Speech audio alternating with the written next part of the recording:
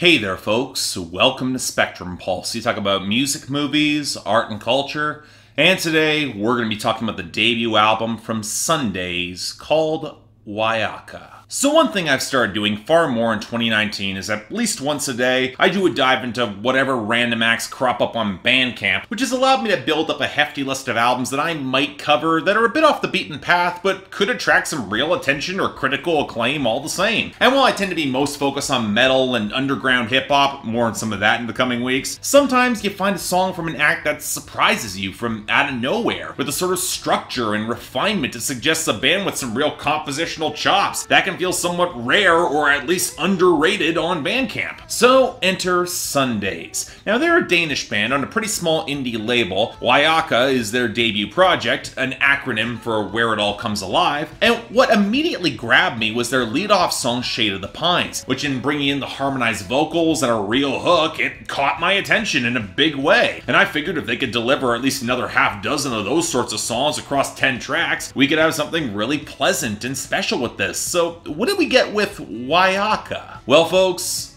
I'll admit this might be a bit of a tough sell. A relatively unknown indie folk Bandcamp act where I might be the only person outside of their home country to give this much attention at all, and I'm here to tell you that you're gonna want to pay attention regardless, because if you've been looking for a brand new indie folk act with tremendous melodic chops and a genuinely surprising level of emotional complexity as they dip into touches of indie pop and hymnals and even traces of country, yeah, Sundays, they deliver. Or let me put it another way. This band could have well put out one of the best debut albums of 2019, and yes, I'm saying this in early February, and entirely too many people are not going to hear how special a project like this is. Because, yeah, it really is, and you're really going to want to hear it. So let's start off by talking about the sound and the production, because while there are some common parallels to other acts in the indie folk scene, Sundays' sound actually feels a bit distinctive in a way that's a little difficult to quantify. For one, you can pitch most of the reverb-soaked downbeat,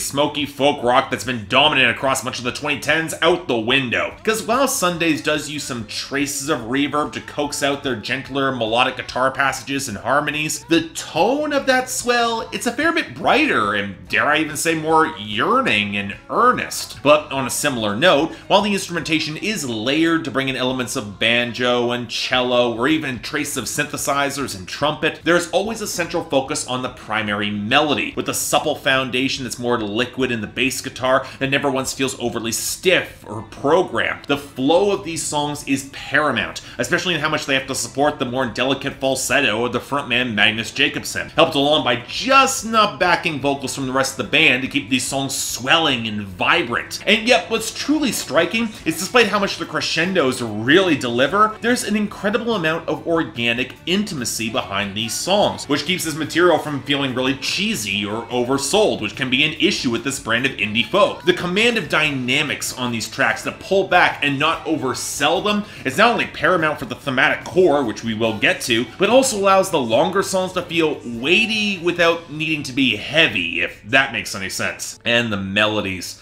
Folks, you all know how much I'm a sucker for a hook grounded in a striking tune with a good harmony, and Sundays, they have them in spades. Opening up the album with Shade of the Pines, I've already talked about this song. It creates so much urgency with the spiky plucks playing against the acoustic groove with some beautifully subtle strings accents, and that's before the choral vocals come in behind the hook. It is so striking, it's mesmerizing. Then we get the haunted, misty vibe of Turn with that great bass line courtesy of Marie Lenander Henriksen, who also contributes the backing vocals and might as well be the secret weapon of this group, and that song builds to a pretty striking crescendo in its own right. And when you follow it up with the more straightforward acoustic song Avalanche that still brings in so much richness of tone to the multi-tracking and the bass simmer, you know you are in for something really special here. And then when you follow up with the gentle piano, the keening guitars, the bass and the trumpet holding together songs like Fireman and Romans, the subtle kick drum gallop playing off the misty mix that builds to the gradual crescendo of Rush, the echoing knock behind the twanging guitars that allows the mantra of the hook to feel as somber and yet meditative as it needs to be on chance whenever there's time. There's a tranquility and vibe that so much indie folk in the modern age tries to create, but often succumbs to a lot of atmospheric tedium. And to be fair, if there was a criticism I would level against Wiaca, it'd be that it can feel a little too sedate at spots. The harmonies are beautiful, the dramatic swell is well earned, but a few moments can run a shade bit long, especially when the songs get at their softest. But really, that's just the sound, that's the hooks. For an indie folk album to really stick the landing for me, it does come in the lyrics and themes. And here's what might surprise you. For as bright and yearning as these songs might appear on the surface, dig a little bit deeper and you'll immediately notice that many of these cuts are not all sunshine and rainbows, instead more revealing of exactly the sort of clingy possessiveness and self-pity that a well-meaning guy like our frontman might sing unironically, but with a second of closer thought reflects an uglier, or at the very least really smothering tendency when it comes to relationships. And when you start paying attention to some of those details, it's hard not to feel like this album starts to skid towards Mumford & Sons territory until you consider the album as a whole and uncover that larger theme. Let's start off with Shade of the Pines, the sort of yearning love song that anchors its hook in the belief that she can't save him unless she really can.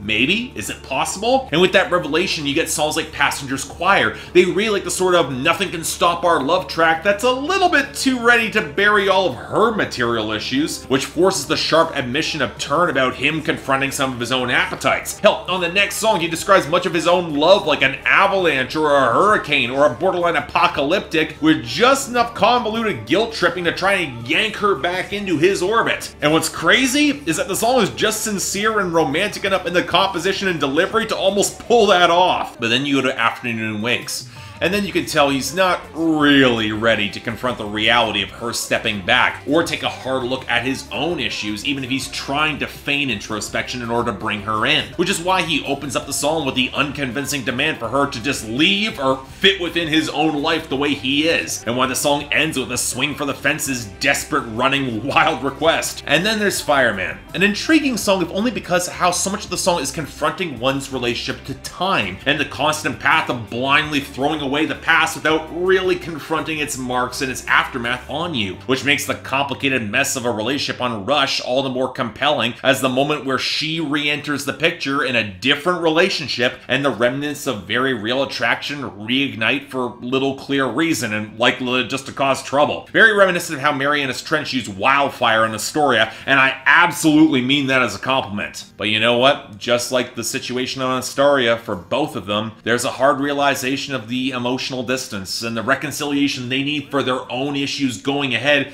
means it's not going to work. And while Chance shows that vacuum acknowledged, Romans takes a sharper, more confrontational look at how said past issues must be confronted, but they will demand struggle and pain to be confronted. And yet, once all the emotions have been processed, you can't just keep retracing those steps, even if it might be easier. And that actually makes the turn to humility so much striking on the closer, Don't Call Me Jesus. Instead of being the earth-shattering calamities, he's aware of how much he fits within them. And yet speaking aloud those messy impulses through his art has healed something for him along the way. And he's better for it. It's a cleansing moment, for sure, but it's one that actually feels earned. And I respect that. So yeah, folks.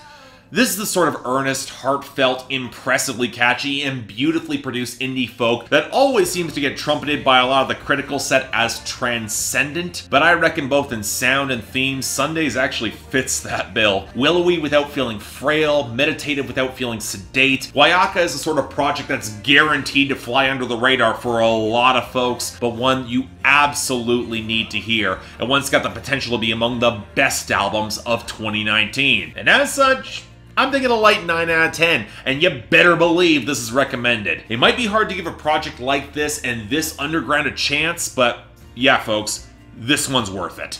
Check it out. So yeah, thanks a lot for watching. If you'd like to like and subscribe, I'd be more than grateful. Folks, you gotta hear this album. It is really goddamn amazing. I didn't want to fanboy that much, but there is an intricacy and beauty to this project that I can't recommend highly enough. You want to buy or stream it, links down there below. And I got the poll up there. I'm curious where people will fall on this. If you heard it, I hope you have. It's really damn good.